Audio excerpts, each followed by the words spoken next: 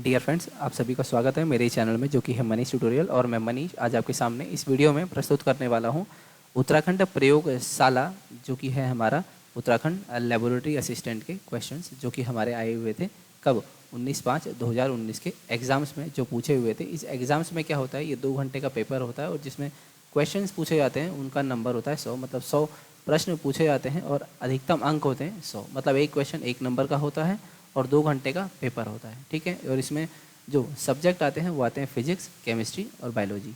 ठीक है, ये आते हैं तीनों 11th क्लास की फिजिक्स, 11th क्लास की केमिस्ट्री, 11th क्लास की बायोलॉजी, और साथ में ही 12th क्लास की फिजिक्स, 12th क्लास की केमिस्ट्री, 12th क्लास की बायोलॉजी, मतलब 11th 12th दोनों की क्या आती है फिजिक्स, केमिस्ट्री, बायोलॉजी। और साथ में ही 9th और 10th की क्या आती है, साइंस आती है। 9th और 10th की आती है साइंस। तो आपको क्या पढ़ना है, साइंस सब्जेक्ट पढ़ना है 9th और 10th का, और 11th 12th की फिजिक्स, 11th 12th की केमिस्ट्री, 11th 12th की बायोलॉजी।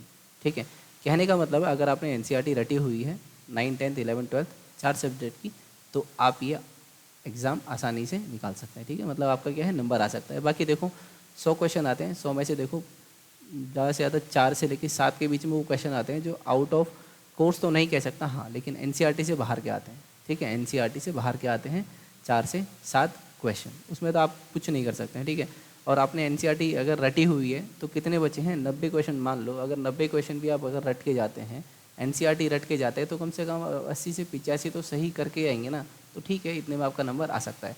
ठीक है, तो बिना किसी समय गवाए ख़त्म करते हैं इस बातचीत को। आगे हम देखेंगे अपने क्वेश्चन सारे। ठीक है, अब एक ही क्वेश्चन है और मुझे ख़त्म भी करने हैं ये 15 से 20 मिनट में। ठीक है, तो फिर हम करते हैं इसकी शुरुआत। चलिए देखते हैं।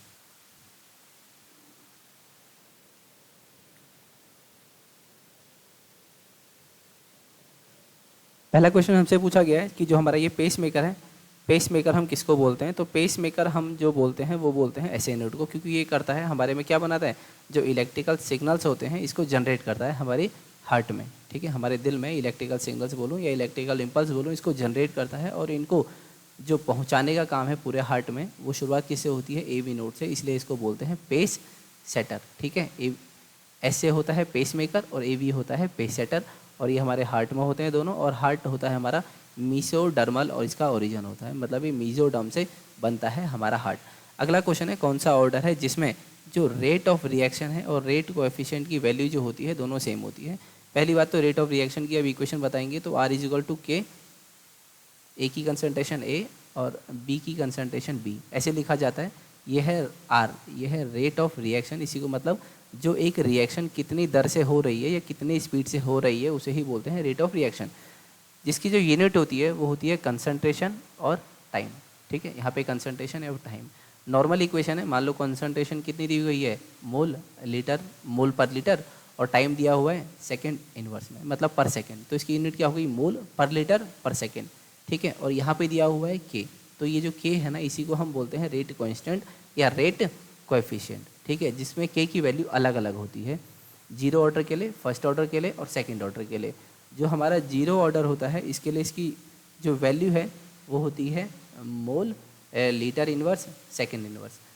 फर्स्ट ऑर्डर के लिए इसकी वैल्यू होती है सेकंड इनवर्स, और सेकंड ऑर्डर के लिए होती है इसी की उल्टा, फर्स्ट वाले की। यहाँ मोल इनवर्स आ जाएगा, यहाँ लीटर, और ये सेकंड इनवर्स तो सेकंड इनवर्स ही रहता है। ठीक है, mole inverse litre second inverse. तो आप देख रहे हैं के की वैल्यू जो जीरो ऑर्डर में है वही यहाँ पर रेट ऑफ रिएक्शन की वैल्यू है, मतलब रेट कोएफिशिएंट और रेट की वैल्यू जो सेम है वो कहाँ पर हो रही है, जीरो ऑर्डर में। तो इसीलिए हमारा इसका आंसर क्या होगा, बी, जीरो ऑर्डर रिएक्शन में सेम होती है rate of reaction, rate coefficient की वैल्यू, इसलिए आंसर क्या है, बी आंसर। अगला क्वेश्चन है, एन टाइप जर्मेनियम मेरे को बनाना है, तो मैं उसमें कौन सी इम्प्योरिटीज में ऐड करूँगा, तो मैं डालूंगा पेंटावेलेंट, और पेंटावेलेंट है फॉस्फोरस, क्योंकि आपको पता है एन टाइप में क्या होती है, पेंटावेलेंट इम्प्योरिटी डालते हैं। ठीक है, तो इसमें पेंटावेलेंट क्या है, फॉस्फोरस होता है। अगर मेरे को पी टाइप बना होता तो हम ट्राईवेलेंट इम्प्योरिटी को ऐड करते हैं।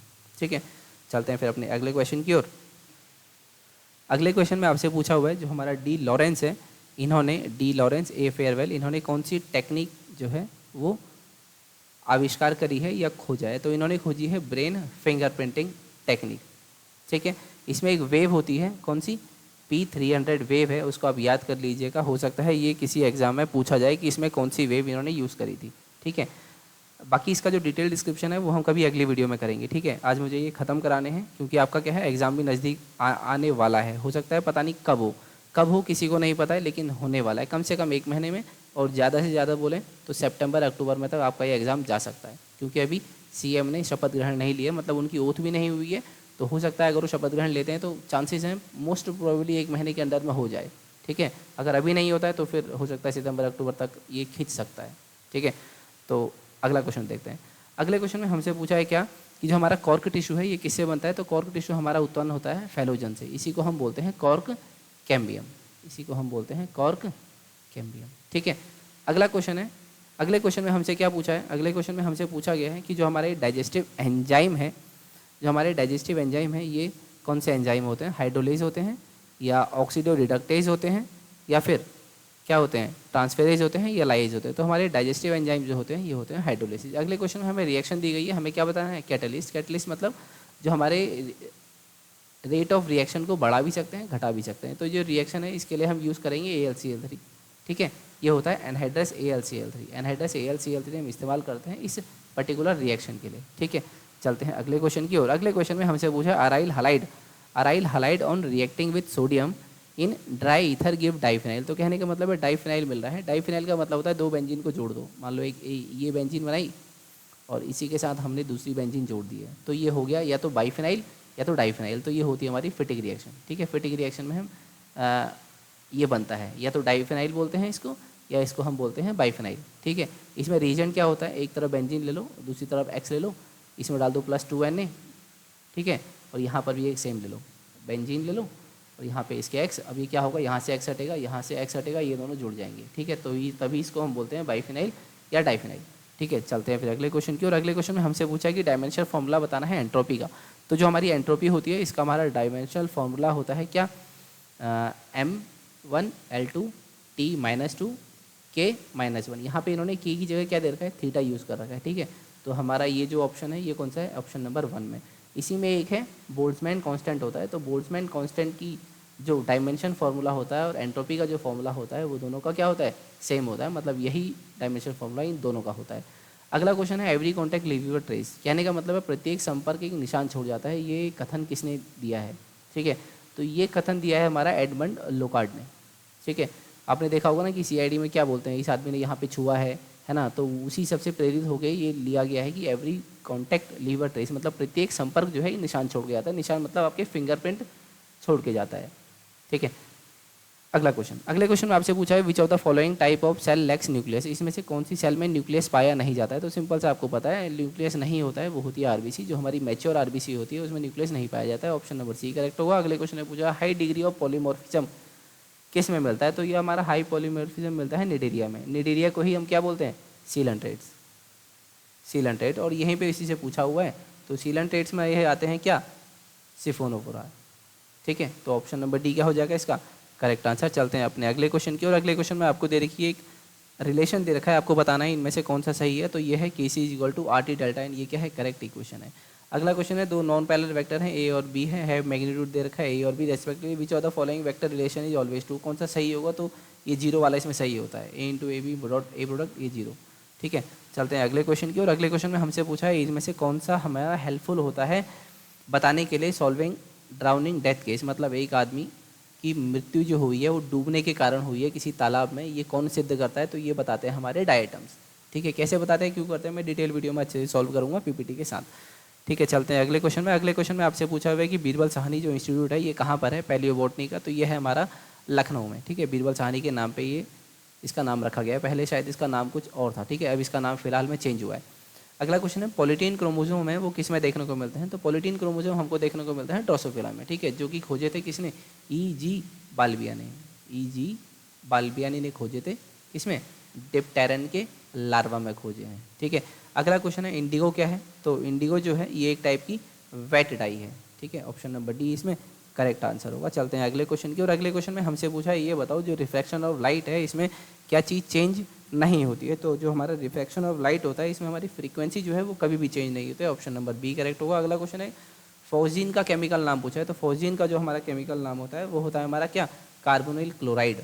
ठीक है, अगला क्वेश्चन है स्पोरेंजियम जब बनेगा एक सिंगल सेल से तो हम इसको क्या बोलते हैं, तो हम इसको बोलते हैं लेप्टोस्पोरेंजियम। ठीक है, चलते हैं फिर अपने अगले क्वेश्चन की। और अगले क्वेश्चन में हमसे पूछा गया डिसरप्टिव सिलेक्शन लीड टू, जो हमारा डिसरप्टिव सिलेक्शन होता है ये किसकी तरफ जाता है या क्या परिणाम देता है? तो डिसरप्टिव सिलेक्शन देता है किसमें?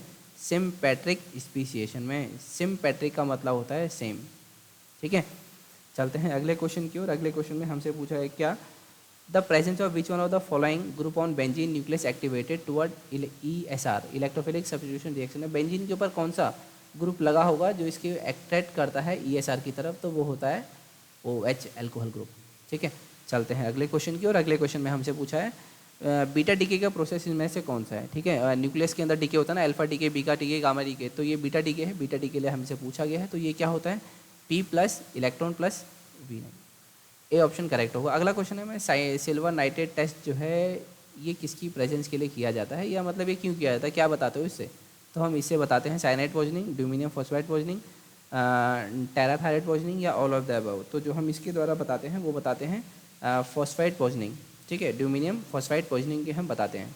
ठीक है, ये ड्यूमिनियम यहाँ पे लिए, ये ड्यूमिनियम नहीं होगा ना, ये एल्यूमिनियम होगा ना।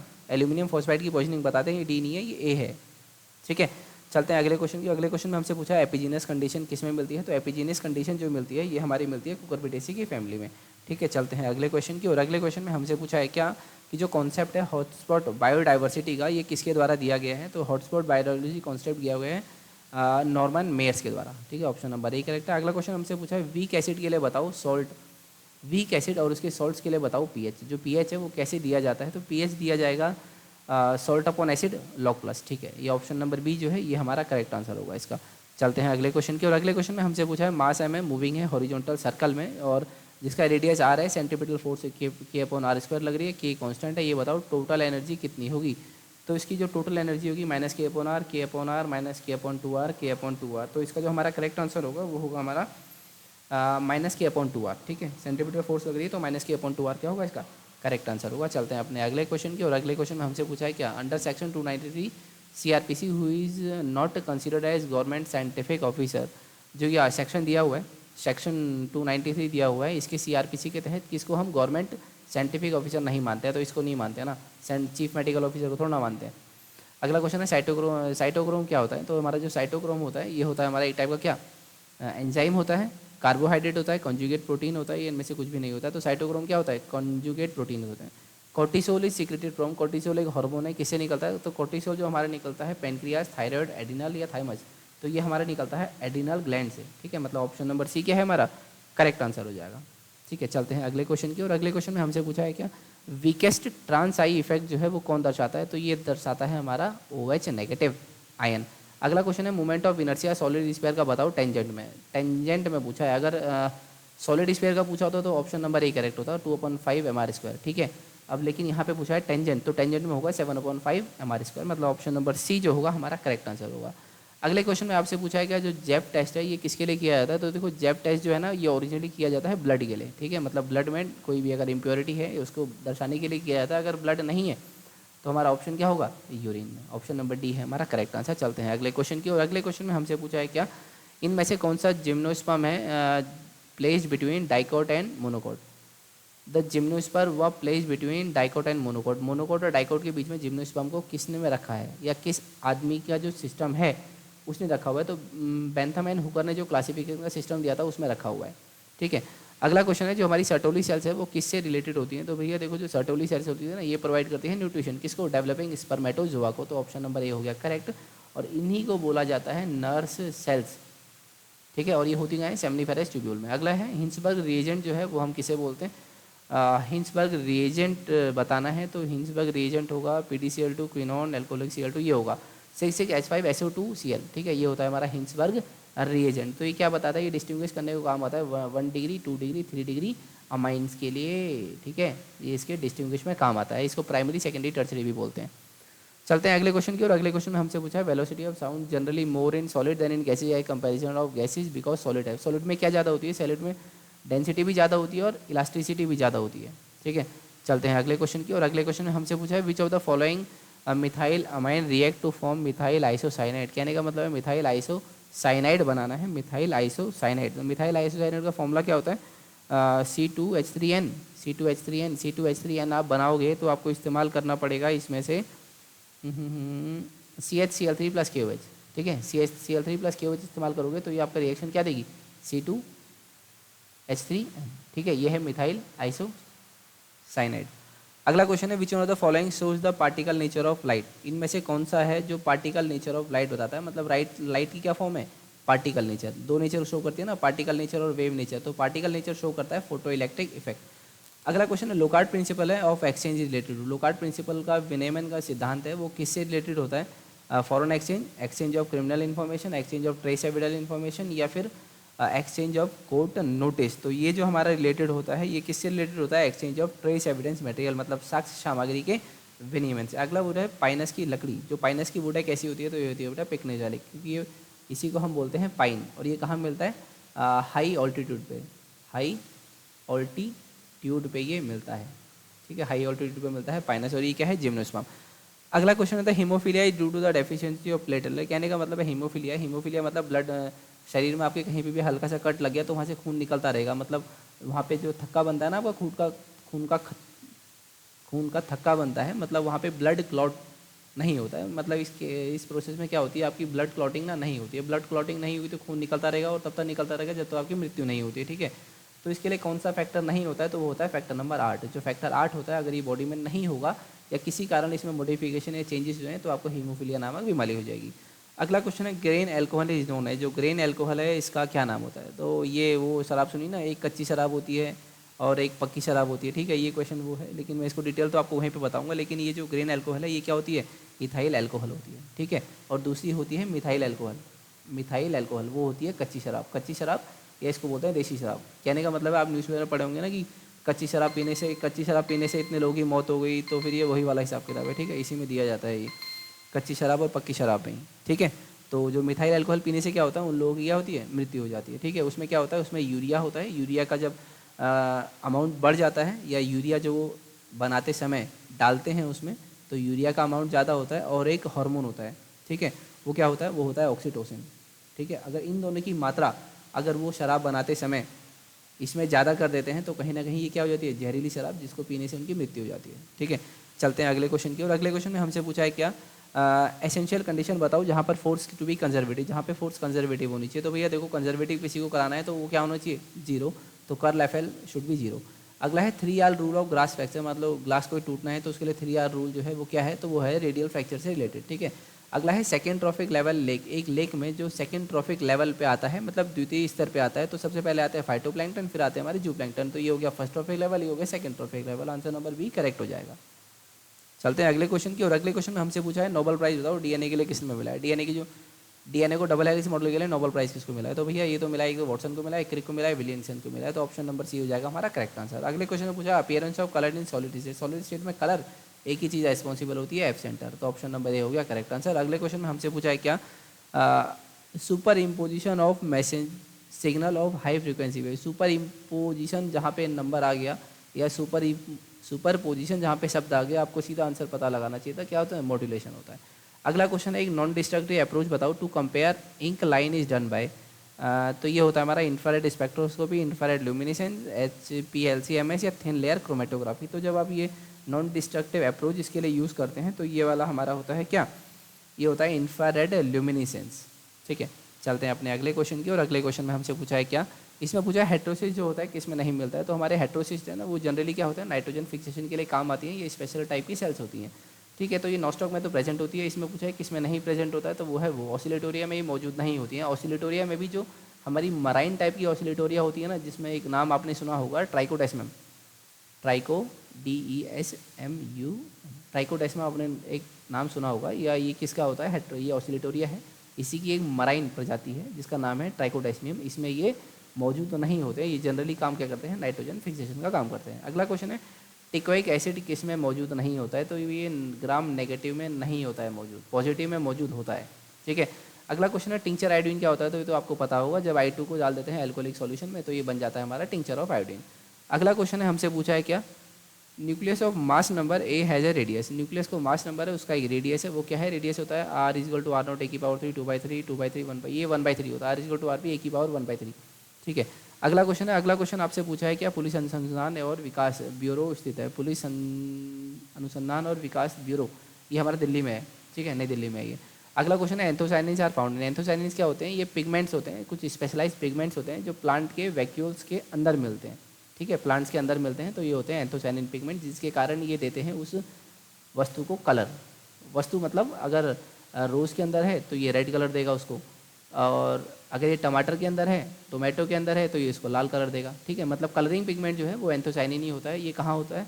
सेल वैक्यूल के अंदर होता है, ठीक है। तो ऑप्शन नंबर ए क्या होगा हमारे इसका करेक्ट आंसर होगा। चलते हैं अगले क्वेश्चन की, और अगले क्वेश्चन में हमसे पूछा है क्या, following type of bond form, bond बताना है ग्वानिन एंड साइटोसिन के बीच में।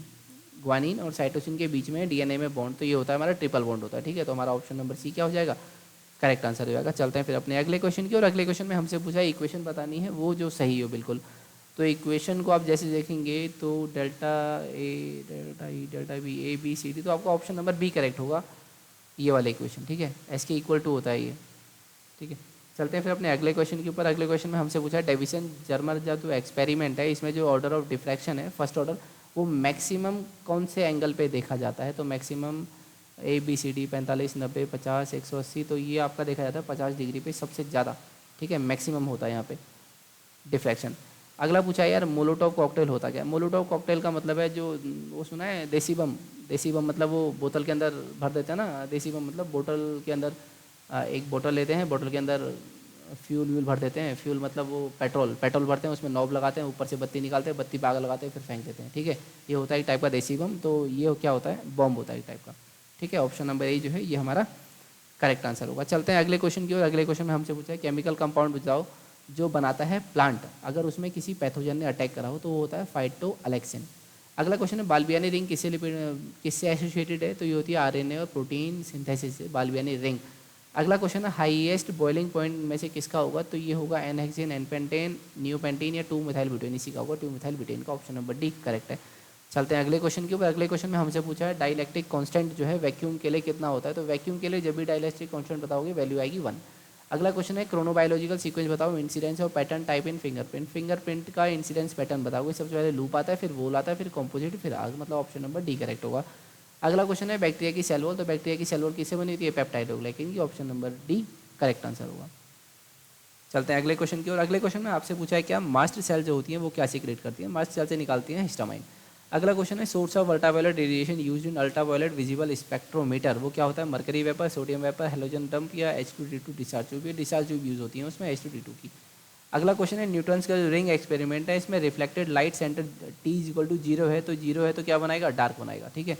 ऑप्शन नंबर ए करेक्ट होगा। चलते हैं अगले क्वेश्चन की, और अगले क्वेश्चन में हमसे पूछा है क्या जो एंटीबॉडी H है, एंटीबॉडी अगेंस्ट H एंटीजन जो ऑब्टेंड होगी वो कौन सी होगी? यूलेक्स होगी, यूलेक्स माइनर, यूलेक्स डेंसर या यूलेक्स यूरो पीएसी। तो हमारा जो इसमें जो मिलेगी, इसमें एंटीबॉडी मिलेगी, ये मिलेगी यूलेक्स यूरोपीस, ठीक है। अगला क्वेश्चन है absence of magnesium ion from plant tissue resultant. कहने का मतलब है प्लांट में मैग्नीशियम टिश्यू हमने गायब करा दिया, मतलब खत्म हो गया।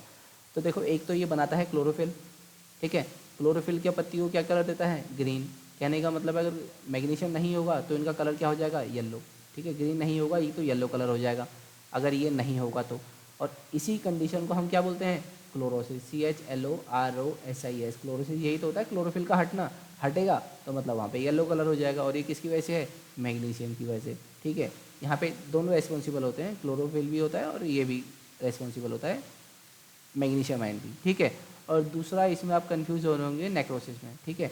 तो नेक्रोसिस होता है प्लांट टिश्यू की डेथ। मान लो लीफ है, लीफ में एक छोटा सा टिश्यू है, ये इसकी डेथ हो गई, तो इसका कलर क्या हो जाएगा? पहले तो इसका ब्राउन होगा, और अगर ज़्यादा डेथ हो गई तो हो सकता है ये ब्राउन कलर बाद में चेंज हो जाए ब्लैक कलर में। ये 100% किससे होता है? मैग्नीशियम से ही होता है, मतलब Mg आयन से होता है, Mg2+ आयन से होता है, ठीक है। इसमें जो केस है क्लोरोसिस, इसमें तो दो चीज़ फैक्टर रेस्पॉन्सिबल है, एक तो क्लोरोफिल और एक ये मैग्नीशियम, लेकिन ये 100% इससे होता है मैग्नीशियम आयन से। तो हम भी किसके साथ जाएंगे? ऑप्शन नंबर डी, जो कि क्या है?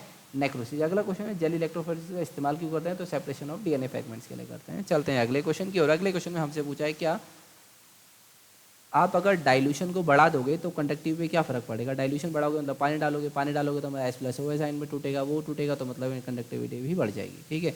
बैंड गैप पूछना है GSI इन EV, ये तो सिंपल सा क्वेश्चन है। 0.7 और 1.1 होता है इसका करेक्ट आंसर। अगला क्वेश्चन है अगले क्वेश्चन की ओर पूछोगे 1 पिकोमीटर है, हाय ये तो इतना अच्छा क्वेश्चन है। 1 पिकोग्राम का मतलब होता है जहाँ पर भी पिको आए, पिको का मतलब होता है 10⁻⁻12, ठीक है, चाहे कुछ भी लगाए, सेंटीमीटर लगाओ, मीटर लगाओ, ग्राम लगाओ, किलोग्राम लगाओ, ठीक है।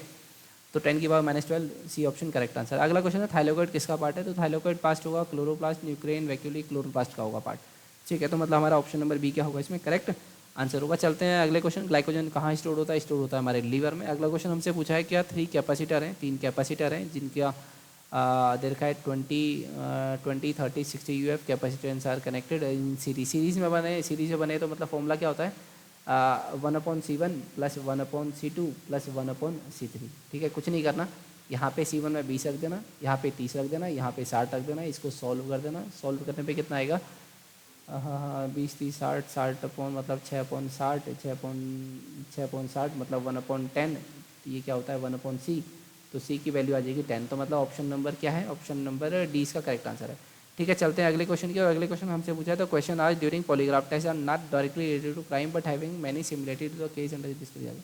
कहने का मतलब पॉलीग्राफी के दौरान, पॉलीग्राफी टेस्ट क्या होता है, वो आता है ना झूठ पकड़ने वाली मशीन, तो वो यही है। पॉलीग्राफी का मतलब झूठ पकड़ते हैं किसी इंसान का, उस टेस्ट को बोलते हैं पॉलीग्राफी टेस्ट। पॉलीग्राफी के दौरान पूछे जाने वाले ऐसे सवाल जो अपराध से सीधे संबंधित नहीं होते हैं किंतु केस से बहुत समानता रखते हैं, तो उन टाइप के प्रश्नों को हम बोलते हैं क्या, रेलिवेंट इरेलीवेंट कंट्रोल, इसको हम बोलेंगे कंट्रोल क्वेश्चन, ठीक है। नियंत्रित प्रश्न बोलते हैं इसको। देखो रेलिवेंट क्वेश्चन का मतलब क्या है, मान लो मेरे सामने कोई क्रिमिनल बैठा है तो मैं इससे क्या पूछूंगा, तुमने मतलब मान लो अपनी वाइफ का मर्डर किया है उसने, तो मैं उससे सीधा क्या बोलूँगा, क्या तुमने अपनी वाइफ का मर्डर किया है, तो ये रेलिवेंट क्वेश्चन है। मर्डर का केस आया हुआ है, हमने पूछा है कि वो मर्डर का क्वेश्चन, मर्डर किया है नहीं किया, उसने बोला हाँ ना किया है, तो इसका जवाब भी जो होता है ना वो ज़्यादातर किस में देना पड़ता है, येस में या नो में। इसके जवाब ऐसे ही होते हैं येस या no.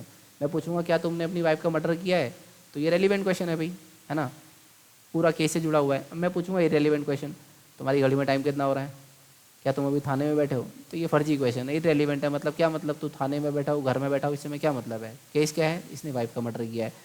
Perk of tension question का मतलब है वो क्वेश्चन जो उसको टेंशन दे, ठीक है। कंट्रोल क्वेश्चन का मतलब होता है जिनका केस से कोई लेना देना नहीं है, लेकिन ये इसको बहुत ही क्या रखेंगे, एक कंट्रोल वे में रखेंगे। कंट्रोल वे का मतलब हो सकता है मैं से ऐसा कुछ पूछ लूँ कि इसको गुस्सा आ जाए, ठीक है, ये होता है कंट्रोल क्वेश्चन, ठीक है। गुस्सा कैसे आ जाए, मान लो मैंने से बोलूँगा क्या तुमने पहले किसी और की वाइफ का मर्डर किया है, तो बोलेगा साहब क्या पागल हो गया, मैंने किसी और की वाइफ का मर्डर नहीं किया, अपनी वाइफ का क्यों करूँगा, ठीक है। तो ये इस टाइप की क्वेश्चन है जहाँ पे इसको गुस्सा आ जाए या एनग्जाइटी स्टेट में पहुँच जाए, ठीक है। अगला क्वेश्चन है डीएनए फिंगरप्रिंटिंग जो है वो तुम क्यों इस्तेमाल करते हो, तो भैया डीएनए फिंगरप्रिंटिंग हम इस्तेमाल करते हो फॉरेंसिक में भी करते हैं, पॉलीमॉर्फिज्म में भी करते हैं, रिलेशनशिप बताने में भी काम करते हैं। रिलेशनशिप में तुम्हारा याद आएगा एनडी तिवारी वाला केस, ठीक है। एनडी तिवारी जो थे उनका केस में शायद उनके किसी मतलब 25-26 साल के लड़के ने बोला था ये मेरे फादर है, तो उसके समय भी डीएनए फिंगरप्रिंटिंग के द्वारा ही पता गया था। मतलब all of the correct answer होगा। इंटरनल फर्टिलाइजेशन किसी कैरेक्टरिस्टिक है, तो अपोटा की होती है। अगला क्वेश्चन है कि ferromagnetic substances behave as simple parametric when they are, कहने का मतलब है क्यूरी टेम्परेचर से ऊपर ले जाओगे तो फेरोमैग्नेटिक सब्सटेंस जो है ना वो सिंपल पैरामैग्नेटिक जो है वो फेरोमैग्नेटिक सब्सटेंस में बदल जाते हैं, ठीक है। चलते हैं अगले क्वेश्चन की ओर। अगले क्वेश्चन में हमसे क्या पूछा गया है, अगले क्वेश्चन में हमसे पूछा गया मैग्नीट्यूड बता दो जहाँ पे सैचुरेशन होता है फोटो इलेक्ट्रिक करंट का, वो किस पे डिपेंड होता है। तो सैचुरेशन डिपेंड होगा क्या फ्रीक्वेंसी पे, इंटेंसिटी पे, वर्क फंक्शन, स्टॉपिंग पोटेंशियल, तो ये डिपेंड होता है हमारी इंटेंसिटी पे, ठीक है। इंटेंसिटी पे डिपेंड होता है। GCHSE यूज टू एनालाइज, ये किसको एनालाइज करने के लिए यूज होता है, आर्सेनिक, ब्लड ग्लूकोज, यूरिया, तो ये होगा हमारा एल्कोहल, एल्कोहल को डिटेक्ट करने के लिए होता है ये, ठीक है। चलते हैं फिर अपने अगले क्वेश्चन की, और अगले क्वेश्चन में हमसे पूछा है fungi that grow on would, would के लिए यूज होता है एपी, ठीक है। तो एपीजाइलिक जो होते हैं ये कहाँ ग्रो करते हैं, वुड पे। अगला क्वेश्चन है एक्सक्रीटरी ऑर्गन बता दो प्लेटी एलवाइंस का, तो ये देखो तुम पढ़ के पागल हो चुके हो इस क्वेश्चन को, हर जगह हर बार पूछ ही रहता है हर 1-2 साल में। प्लेटी एलवाइंस में क्या होती है, फ्लेम सेल्स। अगला क्वेश्चन है स्ट्रॉन्गेस्ट हाइड्रोजन बॉन्ड कौन सा होता है, तो वो होता है HF में, ठीक है। मतलब ऑप्शन नंबर ए तुम्हारा करेक्ट होगा। चलते हैं अगले क्वेश्चन की, और अगले क्वेश्चन में हमसे पूछा है क्या इलेक्ट्रिक बल्ब दे रखे हैं, इनकी ये वैल्यू है, ये वोल्टेज भी दे रखी है, वोल्ट में भी दे रखा है, और कहाँ लगा रखे हैं, कनेक्टेड इन सीरीज में कनेक्टेड दिखा रखे हैं मेन वोल्टेज से 2-3 वोल्ट। इसमें क्या दिखाना है, कौन सा ब्राइटनेस चलेगा, ब्राइटनेस जाने के लिए क्या बना लोगे, इसको IR निकालोगे पहले, I²/R, फिर क्या निकालोगे, इसका रेजिस्टेंस निकालोगे, रेजिस्टेंस निकाल के बता दोगे, ठीक है। तो इसका आंसर जो आएगा वो रफली आएगा तुम्हारा 25 वोल्ट के आसपास आएगा, ठीक है। ये एक बार करके देख लेना। अगला एक क्वेश्चन है polydactyl is study for, polydactylography is the study of, क्या होती है पॉलीडेक्टाइल, किसका अध्ययन होता है, तो ये होता है फिंगरप्रिंट के अध्ययन को बोलते हैं पॉलीडेक्टाइली। कॉन्जॉइंट कोलेटरल और क्लोज्ड वस्कुलर बंडल जो किसमें मिलते हैं, तो ये मिलते हैं monocot root, dicot stem, dicot root या मोनोकोट स्टेम में। तो ये हमारे देखने को मिलता है किसमें, मोनोकोट स्टेम का ये कैरेक्टरिस्टिक फीचर होता है। ठीक है, चलते हैं अगले क्वेश्चन की। और अगले क्वेश्चन में हमसे पूछा है क्या, इन बर्ड टाइप ऑफ क्लीवेज, कहने का मतलब है जो उसका एग है, एग में जो क्लीवेज है वो कौन सा मिलता है, बर्ड में। तो बर्ड में डिस्कॉइडल, होलोब्लास्टिक, सुपरफिशियल, मेरिडोनल। तो बर्ड में जो मिलने वाला है ये मिलता है डिस्कॉइडल। ठीक है, तो ऑप्शन नंबर ए करेक्ट होगा। अगला क्वेश्चन है कॉर्पस डेलिटस मीन, इसका मतलब क्या होता है, no crime committed, crime is committed, all of the above. तो कॉर्पस डेलिटी है ना, इसका मतलब होता है क्राइम तो हुआ है, क्राइम इज कमिटेड मतलब अपराध तो हुआ है। ठीक है, बाकी किसने किया है, क्या किया है, ये इन्वेस्टिगेशन का विषय है, तो इसके लिए शब्द यूज होता है कॉर्पस डेलिटी। अगला है फाइकोबाइंड, बता दो लाइकन में, तो आपको पता होगा लाइकन जो बनता है वो बनता है एल्गी और फंजाई से। एल्गी के लिए शब्द यूज होता है फाइको और फंजाई के लिए यूज होता है माइको। तो एल्गी पूछी गई है, तो एल्गी है एक, एल्गी का एग्जाम्पल है ट्रिबॉक्सिया। अगला क्वेश्चन है साइंटिफिक नेम बताओ मिड वाइफ टोड का, तो इसका साइंटिफिक नेम क्या है, lights. Option number D correct answer है। चलते हैं अगले क्वेश्चन की ओर। अगले क्वेश्चन में आपसे पूछा है क्या, कौन सा ऐसा मेंबर है जिसमें maximum pair of unpaired electrons होते हैं, D4, D9, D7, D6। तो देखो यार, इसमें जो D9 है ना, इसमें होगा D9 में होगा 1 अनपेयर्ड इलेक्ट्रॉन।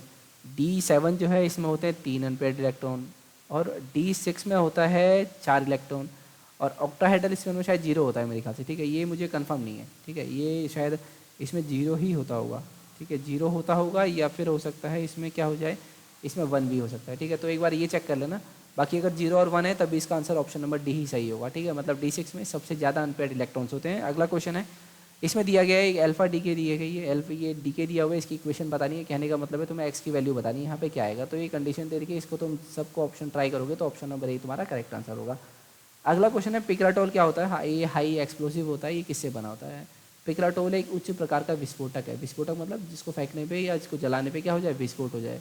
ठीक है, तो ये बना होता है हमारा TNT और अमोनियम पिक्रेट का बना होता है। ठीक है, अब चलते हैं आपके इस वीडियो के आखिरी प्रश्न पर, जो कि क्या है हमारा लिविंग फॉसिल। लिविंग फॉसिल का मतलब जीवित जीवाश्म। तो ये क्या होता है हमारा, जिंको बाइलोबा को बोलते हैं। मतलब ऑप्शन नंबर बी क्या होगा हमारा करेक्ट आंसर। तो ये थे हमारे इस वीडियो के क्वेश्चन जो कि आए हुए हैं हमारे कहाँ पे, लेबोरेटरी असिस्टेंट के एग्ज़ाम में। ठीक है, LABORATORY laboratory assistant, ASSISTANT laboratory assistant मतलब प्रयोगशाला सहायक के एग्ज़ाम जो कि हुआ था 2019 में, उसमें आए हुए हैं। ये बहुत ही इंपॉर्टेंट है, इसको आप देखें, सॉल्व करें, एनालाइज करें।